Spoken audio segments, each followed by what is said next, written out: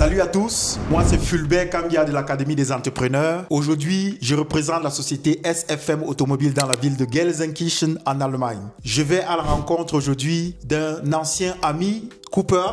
Quand je dis ancien ami, ça veut dire quelqu'un que je connais depuis de longues dates, depuis le Cameroun, avec qui j'ai fait l'école primaire. Les amis, je dis bien l'école primaire.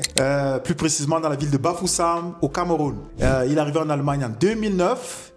Et moi, je suis arrivé en 2010, un an plus tard. On a un parcours atypique. Nous avons étudié dans la même université, du bachelor jusqu'au master.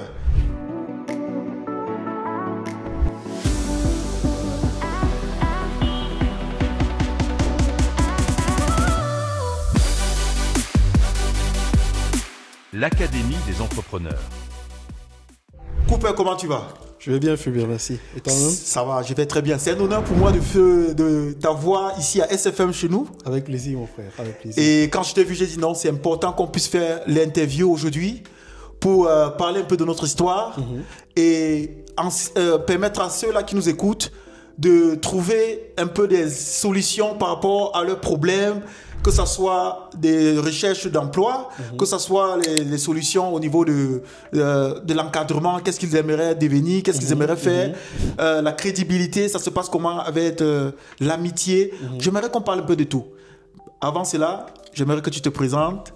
Avec plaisir, avec plaisir. Cooper, comme tu dis, nous sommes de vieux amis depuis le moins 2 avec toi et avec ton épouse un an plus tard.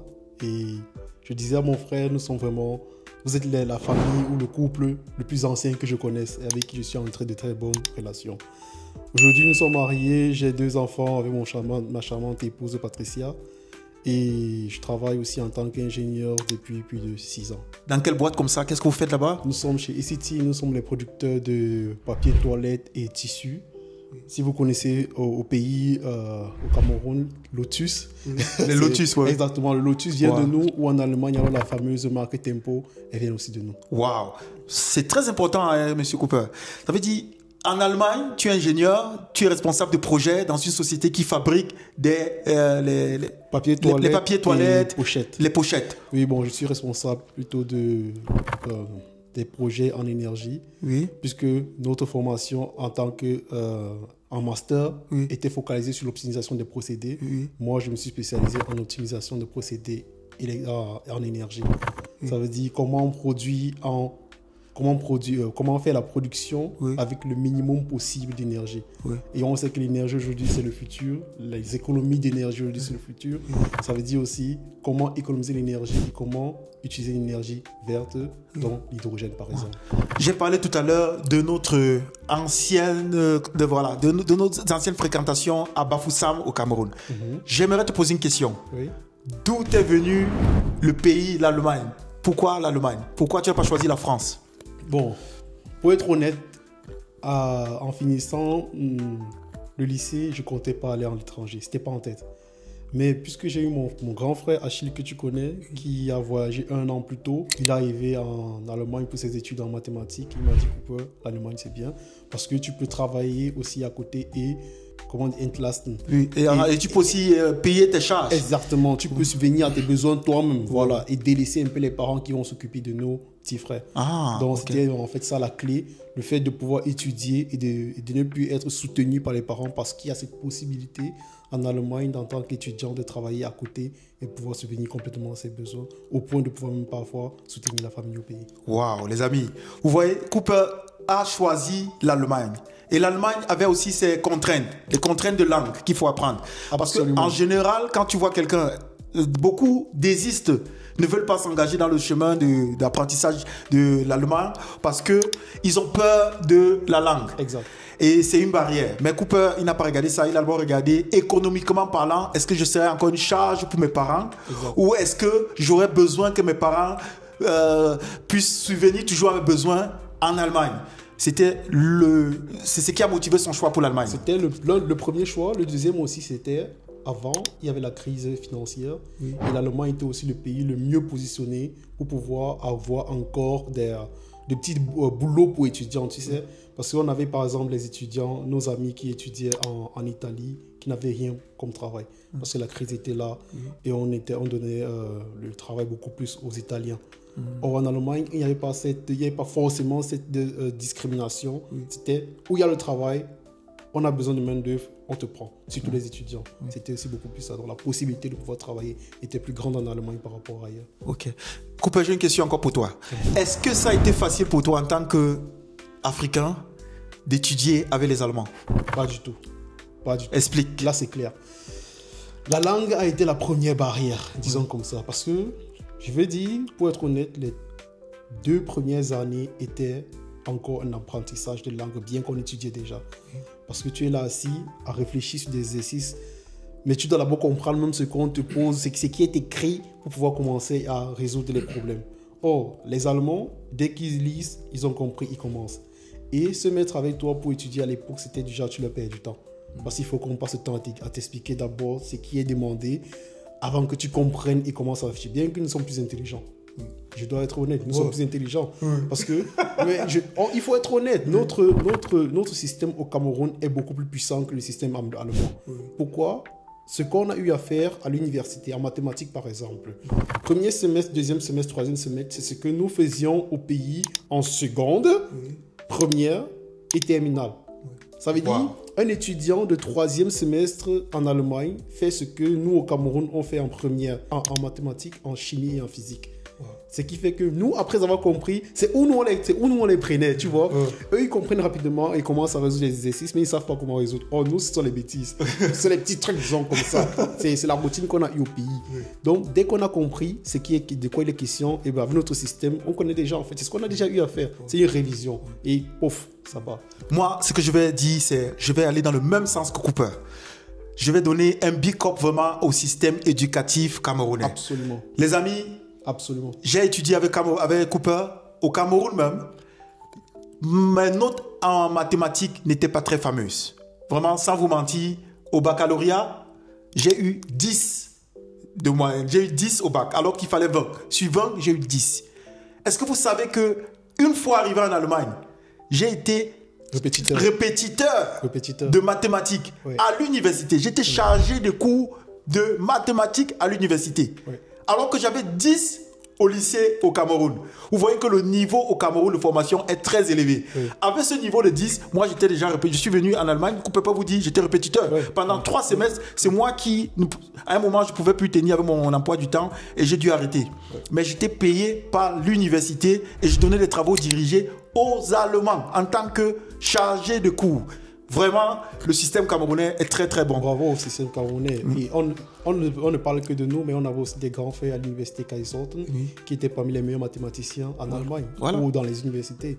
Quand on faisait le ranking des meilleurs mathématiciens, Kaiserslautern était parmi avec des Camerounais qui sont aujourd'hui professeurs dans d'autres universités à München que je connais par exemple.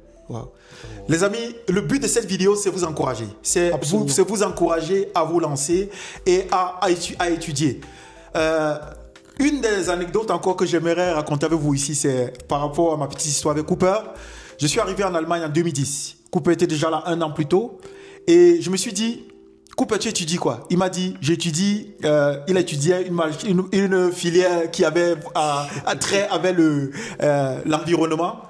C'est avec l'environnement. Et je me suis dit, pourquoi je vais encore aller chercher loin? Puisque ton ami est là. Je me suis dit, même un peu mieux le Je me suis dit que, mais pourquoi aller chercher loin? Puisque mon ami est déjà ici. Et il fait ça. Moi je vais seulement faire la même chose. Faites attention. Parce que j'ai eu une désillusion très très grave. Après 3 semestres, j'ai dû rapidement changer de filière parce que je ne m'en sortais pas. C'était compliqué. Les amis, ne faites pas comme moi. Ne venez pas, vous voyez votre ami faire un truc et vous voulez directement faire. Vous voulez directement vous orienter par rapport à votre ami. Orientez-vous par rapport à vos compétences et à vos rêves.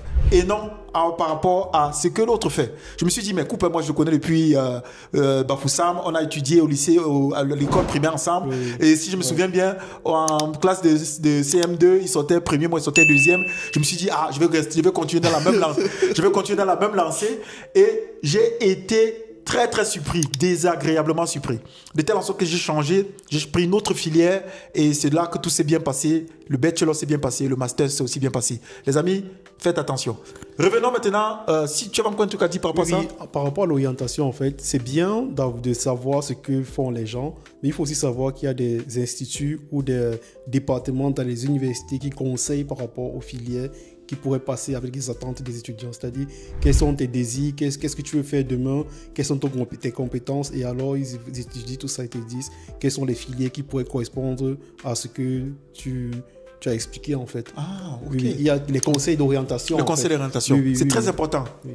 Dirigez-vous vers les conseils d'orientation et laissez-vous vraiment conseiller. Exact.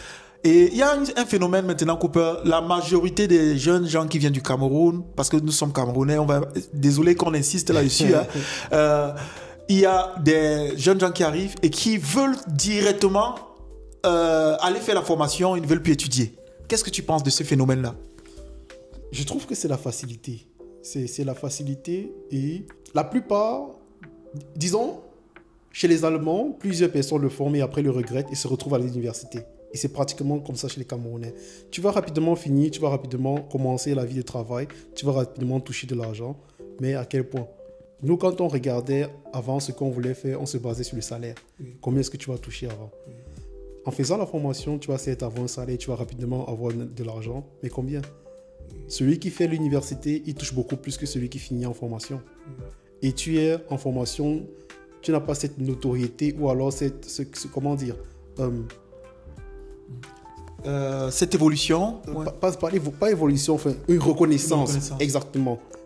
La discrimination est aussi à ce niveau en Allemagne. Celui qui a étudié à un niveau plus haut, logiquement déjà dans la tête des Allemands, par rapport à celui qui a fait une formation. Si eux-mêmes déjà c'est comme ça qu'ils se comportent, c'est-à-dire un Allemand se place devant toi, il regarde l'Allemand qui a fait la formation et l'Allemand qui a étudié, celui qui a étudié a plus de valeur.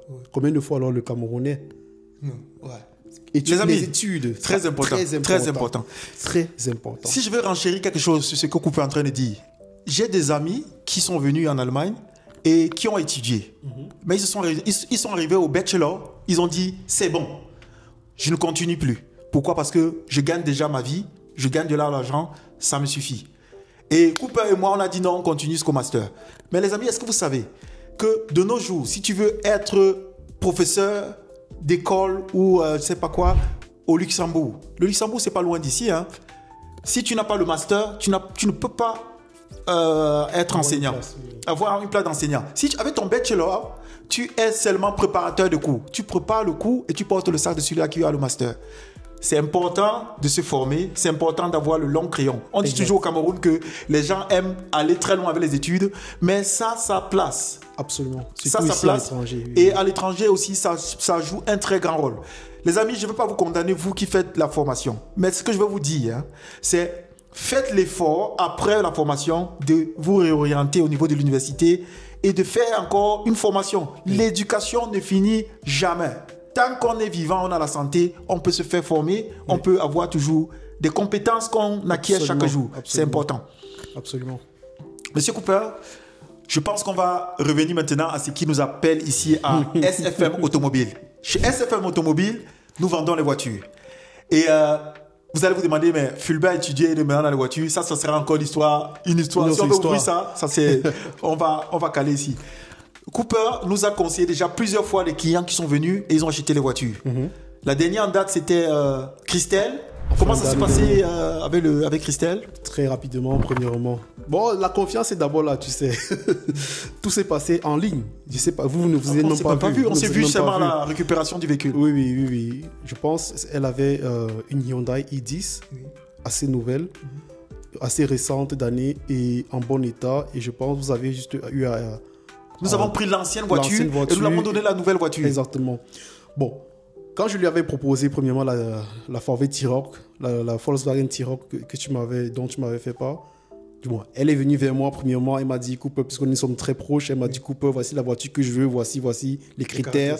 Moi je lui ai dit, je ne suis pas le vendeur de voitures, mais mon frère Fulbert, c'est lui qui vend les voitures. Alors, les critères que tu me donnes, je vais le voir. Il va me dire s'il peut trouver une voiture et directement, je te reviens. Je pense que le même soir, tu m'as envoyé au moins 10 propositions. Ça va très vite. Ça va très vite chez SFM Automobile. Ça va très, très, le même très, soir, très j'ai envoyé beaucoup de propositions. Le même soir, et elle avait l'embarras du choix carrément. Exactement. Oui. Et c'est après les conseils avec ton expertise qu'on est arrivé à la décision de la Volkswagen T-Roc. Oui. Les photos, le lien, tout s'est passé en ligne.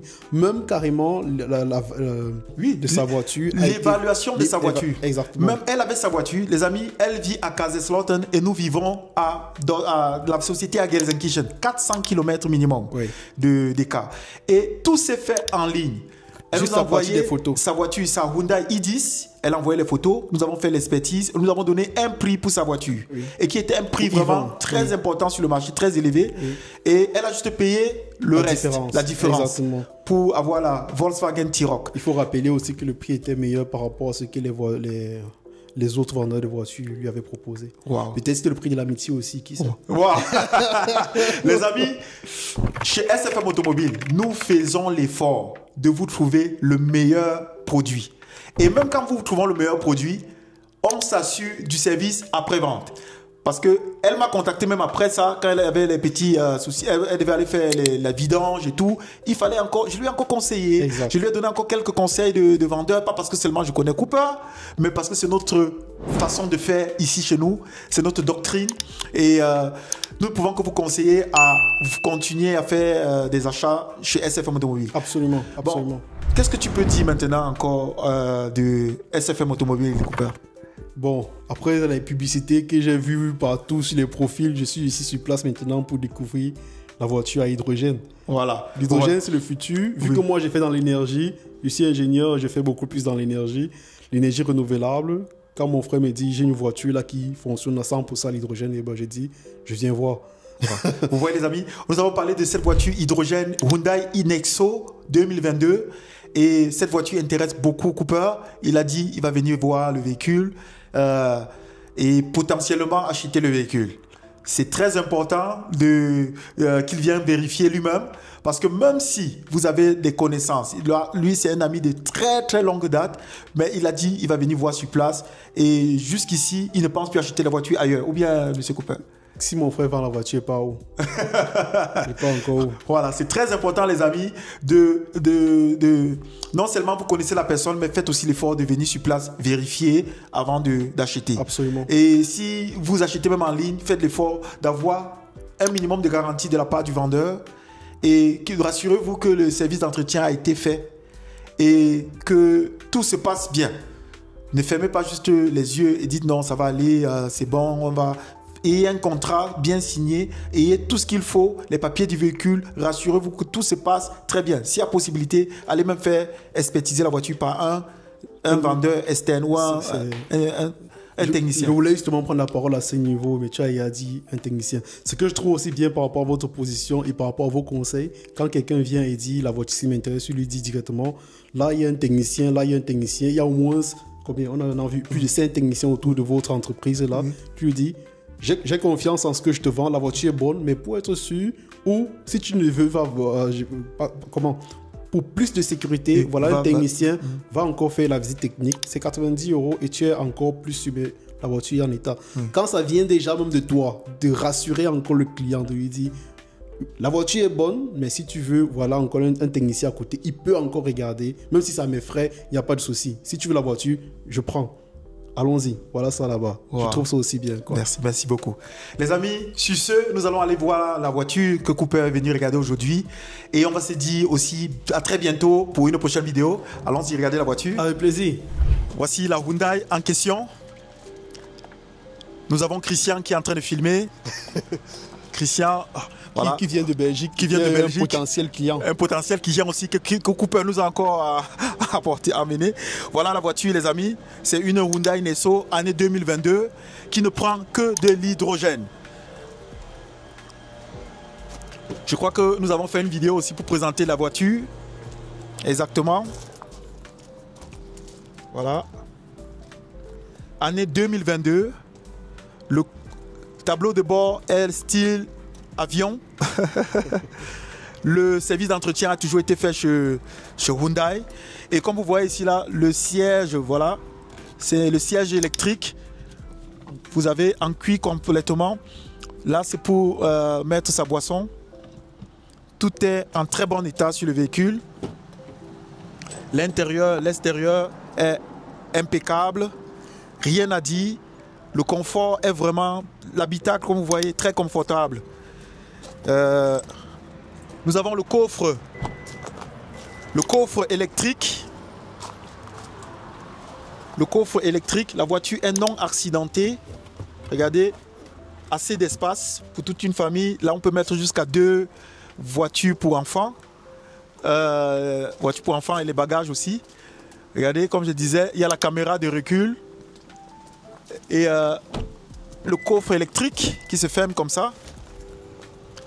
Voilà, si Christian peut venir là, il va vous montrer. Là, nous avons... Attention, hein. Nous avons le truc pour la consommation hydrogène. Voilà, pour la consommation de la pompe hydrogène. Tout est en très bon état. Et ce n'est pas très cher. Je crois que cette technologie n'est pas encore présente au Cameroun ou en Afrique. Mais bientôt, ils vont s'y mettre. Parce que là, ce sont des sources d'énergie inévitables. Regardez vous-même l'intérieur. Rien à dire. Très propre, oui.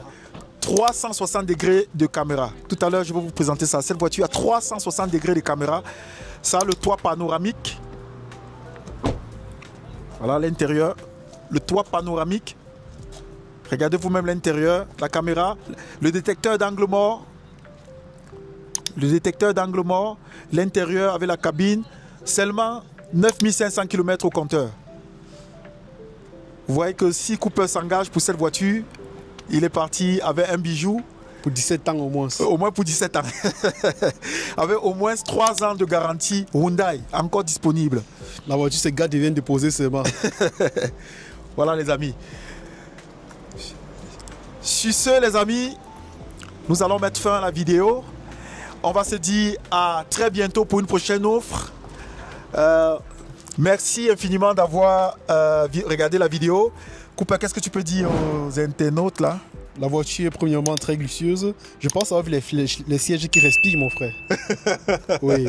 Bon, je pense que c'est un projet à y réfléchir. Et bon, le problème, c'est pas seulement l'annexo qui est intéressante. Quand je regarde derrière là, maintenant, j'ai la morale du choix, mon frère. Oui, regardez derrière, il y a d'autres voitures. Il y a assez de voitures et assez de choix. Je crois que Cooper aura l'occasion. Et même en dehors d'ici, nous avons encore la possibilité de vous trouver n'importe quel modèle, que ce soit les Mercedes, les Audi, les BMW, tout ce que vous avez besoin, que ce soit pour l'Europe, l'Amérique ou l'Afrique, contactez-nous, nous avons la solution. On se dit les amis, à très bientôt pour une prochaine vidéo.